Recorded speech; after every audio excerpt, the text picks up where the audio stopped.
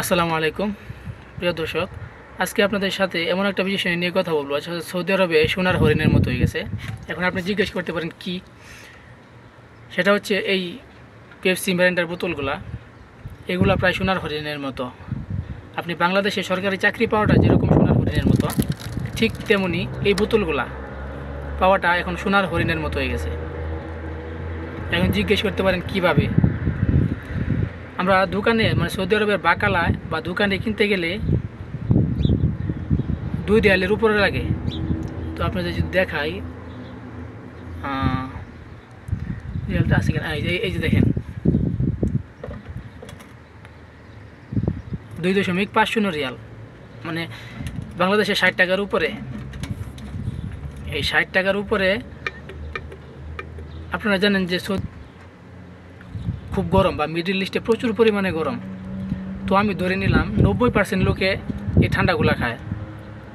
এই ঠান্ডাগুলা খাওয়ার পর তো এগুলো রাস্তায় ফেলে দেয়, কিন্তু আপনি কোনো সময়ই এই কৌটোগুলো কোনো সময় দেখতে পারবেন না যে রাস্তায় পড়ে আছে। তার কারণ হচ্ছে, আমি আগেই বললাম সোনার হরিণের মতো। এখন বলি সোনার হরিণ কী জন্য বললাম। এই ডাব্বাগুলো যদি আপনি 1 মাস কুড়াতে থাকেন বা একসাথে জমা করেন, আপনি যদি কেজি হিসাবে বিক্রি করতে যান, 5 থেকে 6 টাকা কিলো, মানে 5 রিয়াল থেকে 6 রিয়ালের মধ্যে আপনি বিক্রি করতে পারবেন। 5 রিয়াল হলে বাংলাদেশের প্রায়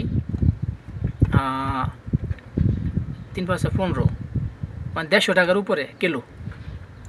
আপনি যদি 1 মাস এগুলা কুড়াইতে পারেন, 10 কেজি বা 12 কেজি 15 কেজি এরকম কুড়াইতে পারেন, আপনার 3 থেকে 400 টাকা প্রতি মাসই থাকবে। আপনি যদি 600 টাকা বেতনেও আসেন,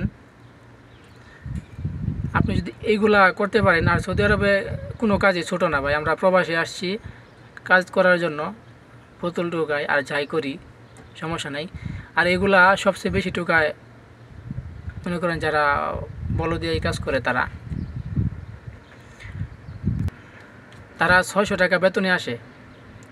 600 টাকা বেতনে আসার পরেও দেখবেন মাসে 70,000, 80,000, 1 লাখ টাকা পাঠাইছে বাড়িতে। কীভাবে পাঠায়? ঠিক ইহা করে এগুলো ধান্দা আছে, যার কারণে তারা 30, 40, 50, 60,000 টাকা পাঠাইতে পারে বাড়িতে। আর ধরেন যারা বাইরে কোনো কাজকাম নাই, কোম্পানির ডিউটি করার পরে কোনো কাজকাম নাই, তারা এই কাজগুলো করে। কিন্তু বলদ দিয়া ছাড়া অন্যান্য কেউ যদি এগুলা কুড়ায় নেয়, তাহলে পুলিশে ধরতে পারলে আবার জরিমানা আছে। তো আজকে ভিডিওটা এই পর্যন্তই। এই ঠান্ডাটা খাইতেছিলাম বৈশা, তারপর ভাবলাম যে ভিডিওটা করি, আপনাদের জানাই, সবাই জানুক। তো ভাই, সৌদি আরবে আসলে কাজ শিখে আসবেন। আমি সবসময় সব ভিডিওতে বলে থাকি যে কাজ শিখে আসেন। কাজ শিখে আসলে আপনার এই কাজগুলো করা লাগবে না, অনেক টাকা স্যালারিও পাবেন।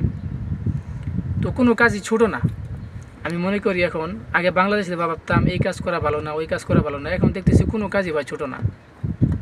2টা টাকার জন্য প্রবাসে আসছি।